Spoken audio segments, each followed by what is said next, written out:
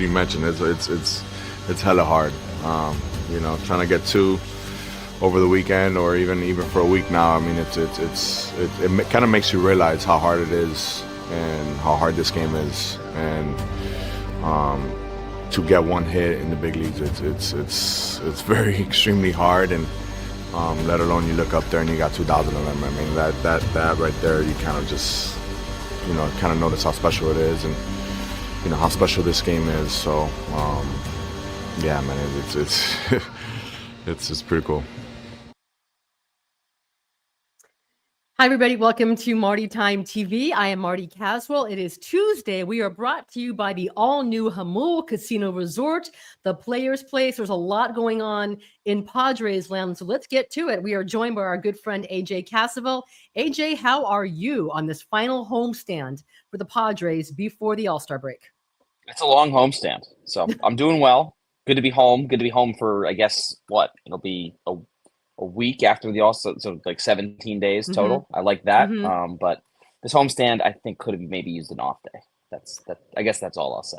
I would agree. And there's a couple. It's not just the media that needs the off day. I'm sure Carlo would like an off day, but I think some of these players too. Let's go ahead and start with what we just saw there. That was Manny Machado last night talking about a remarkable milestone. I remember how big a deal it was. I was a kid when Tony Gwynn got number 2,000 and came against the Colorado Rockies. The Padres were selling like $2 tickets every single day to sit in right field, to bring fans in to cheer on Tony Gwynn. That was a huge deal.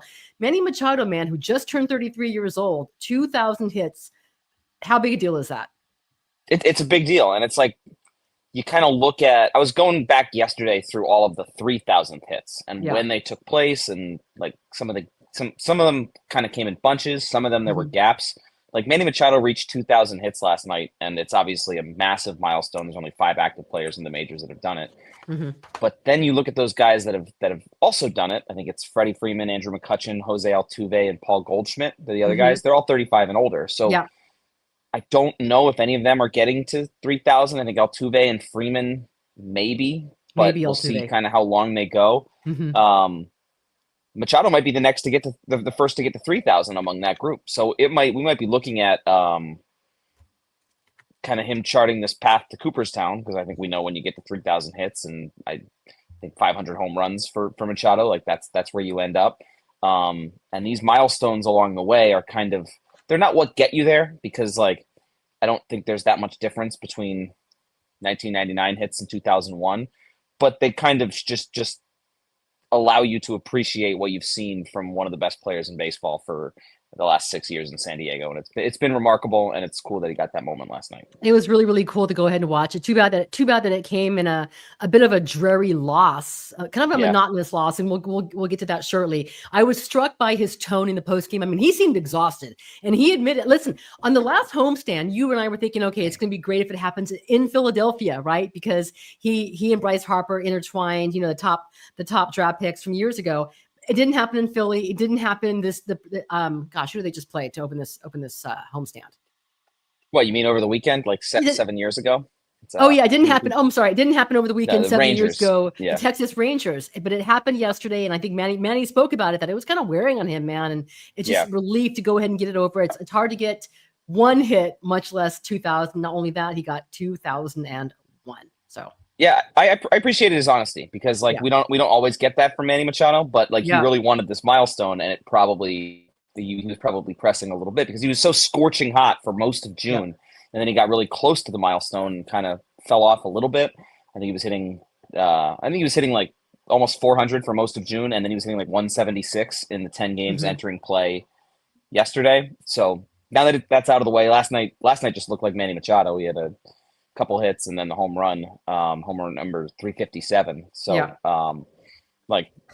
that's out of the way. I appreciated his honesty afterward, and everything he said is true. Like, it's really hard to get a hit in the big leagues, and it's really, really hard to get 2,000 of them. Okay, you're going to go ahead and lead me. I was going to go in a different direction and talk about Yu Darvish making his highly anticipated return. There's a lot of good that came from that start, but you're talking about it's hard to get 1 hit, much less 2,000.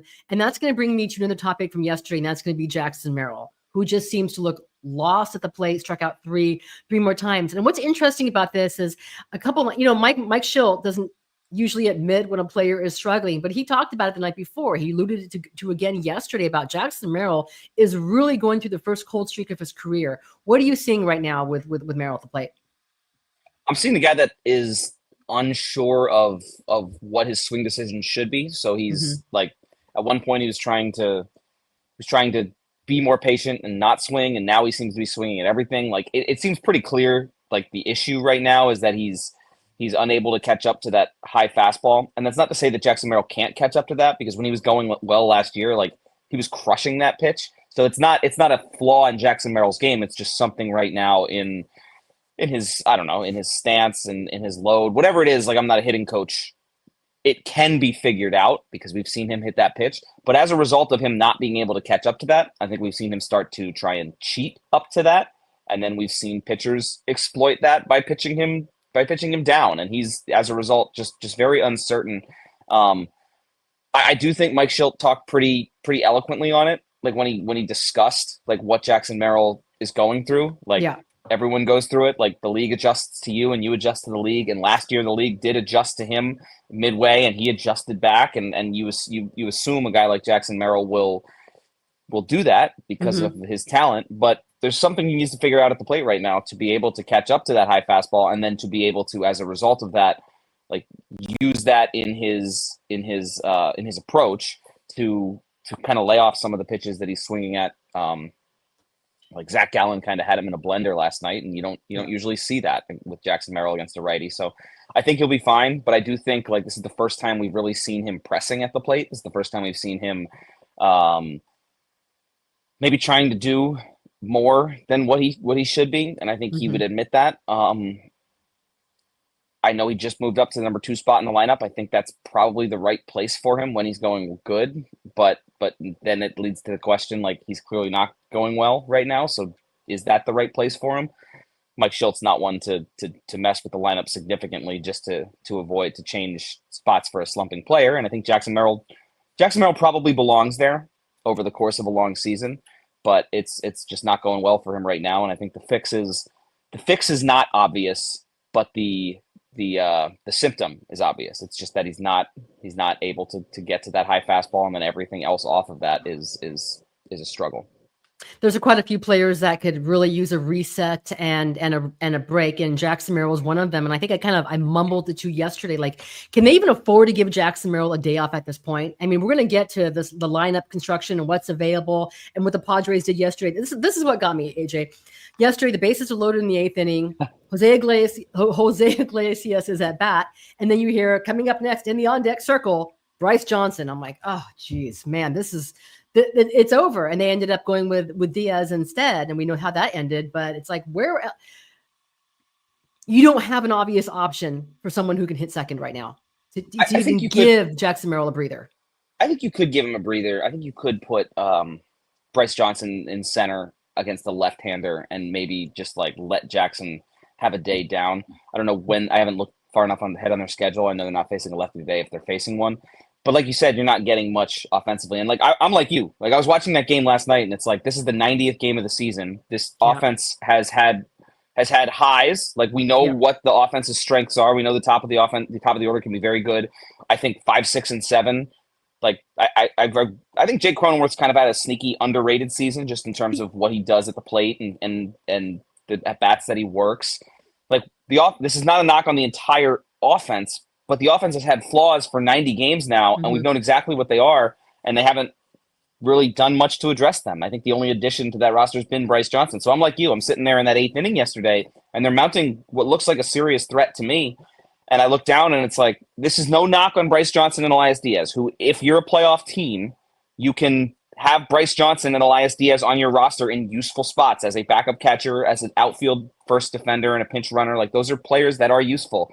But in a pinch hit spot in the 8th inning with the bases loaded, and you look down and it's Bryce Johnson, and then it's like, oh, they're pulling him back. Who is it now? It's Elias Diaz, like, against a right-hander. That's just not what a playoff team should have. And as a result of where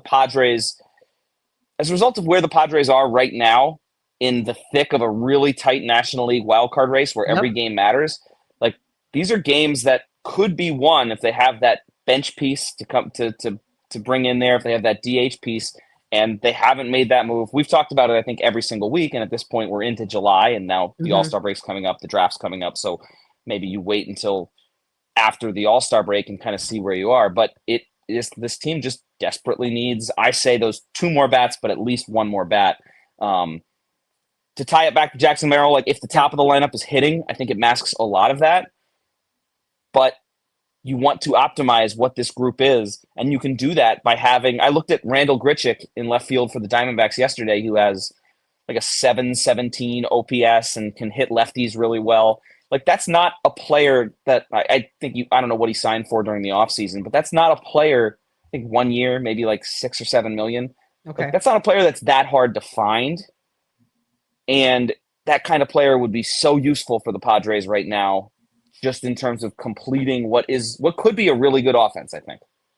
AJ Caswell, that is so perfectly said. And I don't know why that at bat in the 8th inning with Iglesias and then the Bryce Johnson pinch hitting and Diaz made me so angry. And part of it, I think, is that, yesterday's game, a lot of the post-game focus was about Manny Machado getting that milestone. Okay. It really, really was. And he just turned 33 years old. And it just got me thinking, like, what is the Manny Machado era going to be? What's his window right now? And I just feel like we are actually in the middle. We are right now in the middle of his best era of winning with the Padres. And so that's why it's like, he's having this really special season. I feel like every single week we're talking about a different milestone, whether it's Major League Baseball or in the Padres records. But when you have these sort of the players that they have available to pinch hit, it's kind of like, it's like wasting what Manny Machado does. If the Padres miss the playoffs this season and he's having this, and he's been so good, we're gonna remember this, not just because Merrill struggled, Tatis has been ice cold for a couple months. We're gonna remember this because the bench was terrible, and they didn't have depth. They've had situations, they've had times where they could win these games if they had a bat. It's just like yesterday was like, wow, the high of Manny Machado and the low of how bad the bench is. Yeah, and I wanted to ask Mike about why he chose Diaz in the 8th inning, and he gave a pretty good response. He wanted that power. But, he wanted the power over the contact. But, if Diaz is your power guy and Bryce Johnson is your contact guy, you just need more than that. And, again, useful bench pieces as a backup catcher, as a runner, as a defender, not the guys. And, look, they probably lose the game anyway. I think they were down by 3 runs at the time. Maybe this isn't the game that you win if you have that extra bat. But it's at this point, they need it. And they can't go through. And AJ Preller, I think, said it the other day on MLB radio. Okay.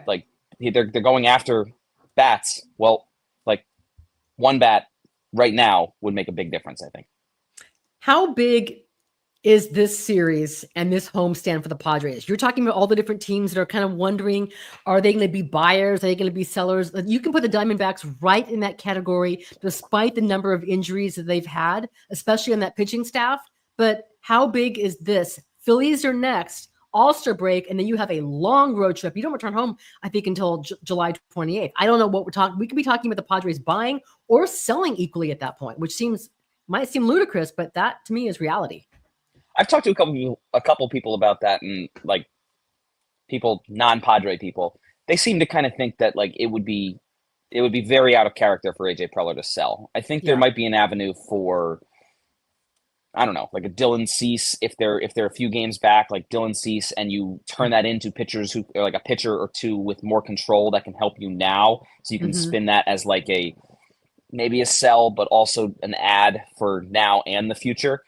But in terms of the Padres selling, I have a hard time seeing that. I think some people around baseball have a hard time seeing that because of kind of what you said earlier. They are in Manny Machado's peak window, and they are in the windows of Tatis, Merrill, some of these guys, Bogarts, Cronenworth, are getting older. This is a team that has the pieces of a team, we saw last year, of putting together a team that can make a run into October. And so I guess on the spectrum of buy sell, I think a full sell is almost entirely off the table, even if they just completely fall apart over the next couple of weeks, which I don't think they will, because that road trip has some winnable series. But in terms of the buy front, this homestand, if they can put themselves in that position to, I'm looking at the National League. I look at these standings every day because it's a big mishmash, and I think I change my opinion on where the Padres are headed on a daily basis. Same here.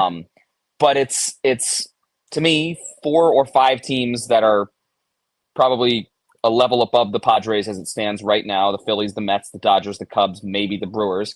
Mm-hmm. And then I think the Padres are the best of that next tier of teams. Okay. I think they are, but it's baseball. And if one of those teams gets hot, like that leaves you no room for error. So in order to minimize that room for error, you go out and got to make some moves. And I think that's kind of what they're looking at right now. So in terms of like this homestand and the importance of it, like the Diamondbacks are one of those teams that I think, even though they've dealt with a lot of injuries, even though they've been pretty inconsistent, their bullpen's blown a lot of leads. Like that's a team that has some good pieces and could sneak into that sixth spot that the Padres might be competing for. So important. They're all important. Like they will see these teams a lot down the stretch. I think August has a lot of division series that are going to be really exciting. Oh, yes. But right now, like these games are really, really important. And when they're against the Diamondbacks and the Giants, I think they're even more so. I would agree with you also on AJ Preller because he has, now correct me if I'm wrong, he has 1 year left on his contract, right? Yes. Yeah. After this one. 1 year after this. And if you're AJ Preller, I don't know anything about the job security or what this ownership group thinks of AJ Preller without Peter Seidler or how committed they are to him. I'd be surprised if you're AJ Preller if you're going to go ahead and sell, given the uncertainty of your own future and the window of the players that you do have under contract. All right, yesterday, big news.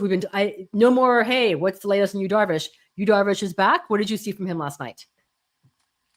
Well, I think it was good that he threw all of his pitches, and then afterward he came out and said that he felt no issues with, like, I guess the slider. We didn't get to talk to him much during his rehab, so we learned a little bit about what he was dealing with yesterday. And he said the thing he was most pleased with on this version of his rehab, because there were kind of almost two rehabs. There was that one that led to his May rehab start, where he went down again, had a setback, and then he had to build back up. And in this version of the rehab, where he had, I think, 3 simulated games, like the slider hasn't been bothering his elbow, which that sounds like, I guess, what he was dealing with, because he obviously relies on that pitch pretty heavily. So the fact that he threw 8 different pitches last night tells me that that's regular Yu Darvish, like the fun. I love watching Yu Darvish pitch. I just love, because he pitched, like, there's no one else that does it the way he does. I don't know how you would hit against him. I think maybe you just kind of go up there, not really. You know what? That would be a good question to ask, because there's so many. There's just so many different offerings he has. So you're not sitting on any one of them, because if you are, there's 7 other ones that are probably going to get you off balance. So maybe you just go up there and hit. I don't know. He's extremely fun to watch, and the fact that he was just basically doing what he usually does yesterday, he ran into some trouble, but like, he only made 1 rehab appearance. The rest of his games were all simulated games against single A hitters. Like it's gonna be a reacclimation when he gets back on the mound. So I was pretty impressed by what I saw in terms of the velocity, 95, 96 miles an hour, and in terms of the pitch mix, all of which looked pretty crisp. I think the Padres probably need to slow play Yu Darvish because he's 38 and because he has had an elbow issue. I think they're going to. They have the All-Star break and a couple off days afterward to kind of maneuver things and make it work. But that was encouraging yesterday. I know he gave up 2 runs and they lost the game, but that was encouraging from Yu Darvish, because if they have the version of him that was getting swings and misses and throwing 8 different pitches, all of which look pretty sharp, like that's a front of the rotation arm.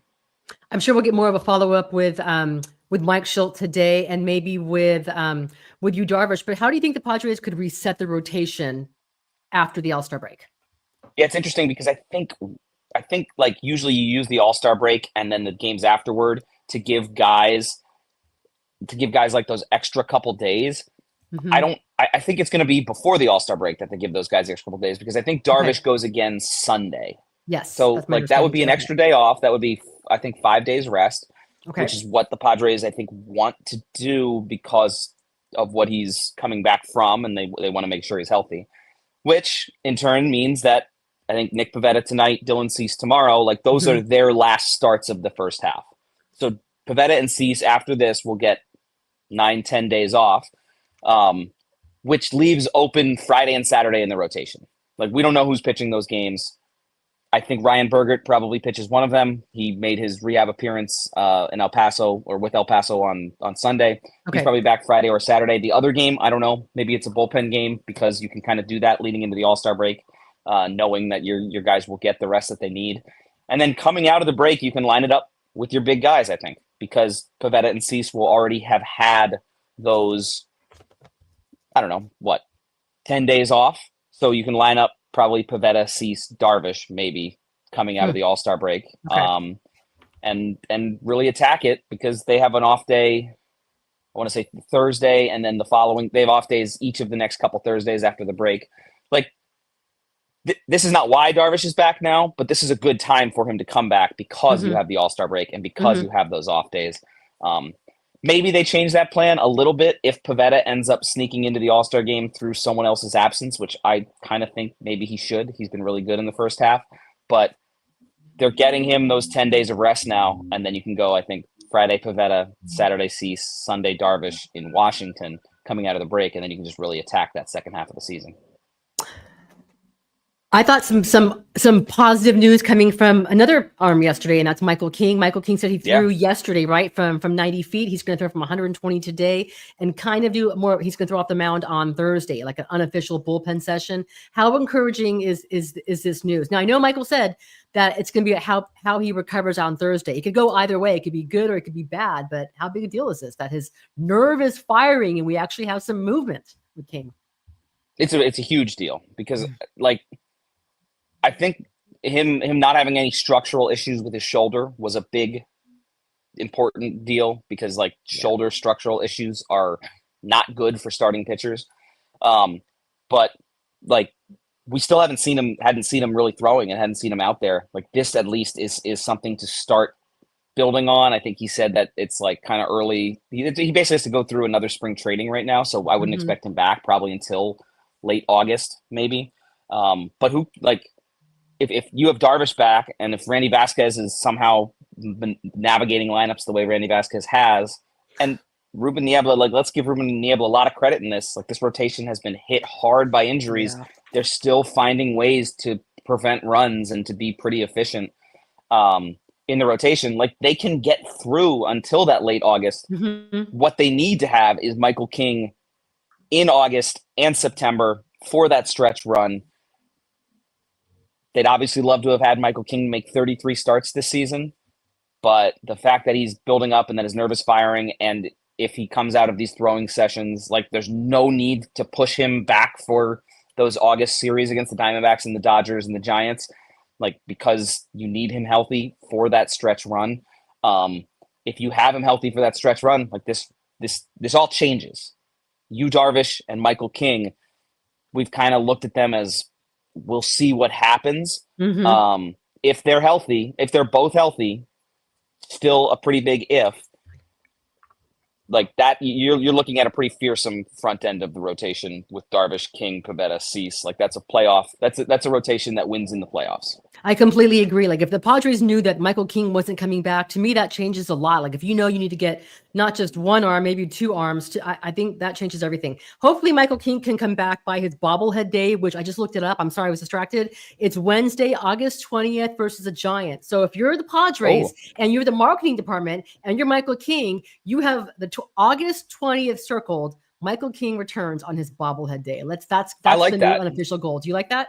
Well, I like that. I don't think he likes that because I know he has been very, and we both love dealing with him. He's one of awesome. Really interesting guys. Yeah. He hates when we ask him about timelines. So I like the idea of having a very specific timeline, August 20th. That's what you're shooting for, because I'll make sure I'll tell him that today after, hopefully we follow up after he throws today. All right, AJ, this is our last conversation before the All-Star break. Are you going to Atlanta? I will not be going to Atlanta. I am. Oh, you're not. You must be so bummed covering out the now. draft and then enjoying my time off. Wow. Okay, then So are we doing a draft breakdown next Tuesday? You're gonna have all your report cards set. I'm joking. No, I will. Sure. You will? Okay. At this point next week, I will know about the draft. But as of right now, I am way out of the loop. I gotta do some draft digging in the coming days. Okay. Any good beer in your future? I didn't see you on the 4th of July. I was here in Pacific Beach. Did you get to enjoy a couple good brews over this long holiday weekend? I did. Yeah, some beers in Jersey.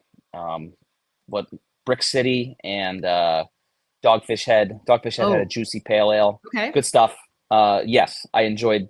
I was not in Cincinnati, so I flew in early to Philly. And yes, I enjoyed a few beverages with some family. It was nice to see. I have some family in South Jersey, so it was good to see. Did you have a beer with your grandma who just turned 90, right? I didn't have a beer with her, but I did have a beer at her 90th birthday party, maybe 4 or 5 of them. All right, good deal. AJ Caswell, I really appreciate you. Thanks for the time today. I'll see you later on today. Happy Tuesday, and I'll see you shortly. See you at the ballpark, Marty. Thank you. All right, looking forward to it. All right, that was AJ Caswell, MLB.com. You can read all his excellent work at Padres.com. I thought, just to go ahead and end today's show, I thought Mike Shildt had some interesting, really good comments yesterday on Jackson Merrill when asked about his struggles. I feel like every month we've gone from talking about, hey, what's going on with Xander Bogaerts to what's going on with Fernando Tatis Jr.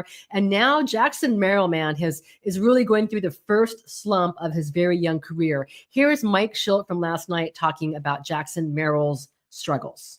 You know, there's things that I can do and you know, we'll continue to look at, but ultimately, you know, Jackson, there's a learning curve in this league, you know, and there's,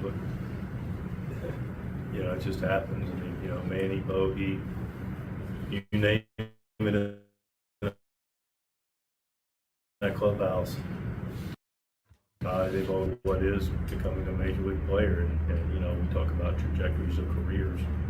You know, Jackson's on a really great start of a trajectory of his career. You know, you mentioned some of the attributes that we talk about with Manny. You know, I don't know the numbers, don't need to know the numbers, but we know in conversation with any guy that's played any significant time in this league, they will have struggles. and there's a learning curve to it. And, you know, I don't want to steal any of the attributes that I, you know, in the praise I gave to Manny, because those are his tonight. But Jackson has them. Jackson has the ability, Jackson has the mentality, and Jackson has the physicality and the mental toughness, and Jackson will come out of it just fine and be better for it. But, you know, struggling at the big league level for the first time over a period of time is everybody's birthright to some degree, and he'll come out of it and he'll continue his trajectory very positively. So that was Mike Shildt yesterday post-game talking about Jackson Merrill's struggles. All right, guys. Thanks for joining me today. It's Nick Pivetta tonight versus the Diamondbacks. If you missed any of yesterday's videos, Manny Machado talking about it's a tremendous milestone. 2,000 hits, of course, 2001 when he hit home run number 357. Mike Shildt pregame talking about Yu Darvish. Yu Darvish also spoke in postgame about what he liked from his first start of 2025 and what's next. Thanks again for joining. We're brought to you by the all-new Hamul Casino Resort, the Players Place. We'll be back tomorrow. Have a great day, everybody. Team's been struggling. Did you find yourself regretting the situation more and more when? Can you rephrase that question in a better way for me, please? In a better way? Yes. Well, Are you asking me if I was regretting what happened because my team struggled? Well, when you're not out there, you can't help. Is that what you're asking? Yeah. Okay. I wanted to be with my team. I couldn't. As a player who plays baseball, I couldn't play baseball. I would have liked to be out there with my team. Did you regret it all, what you did after getting? That's the same question there. Again, what happened, happened. I'm ready to move on. I'm just happy to be out there and play baseball.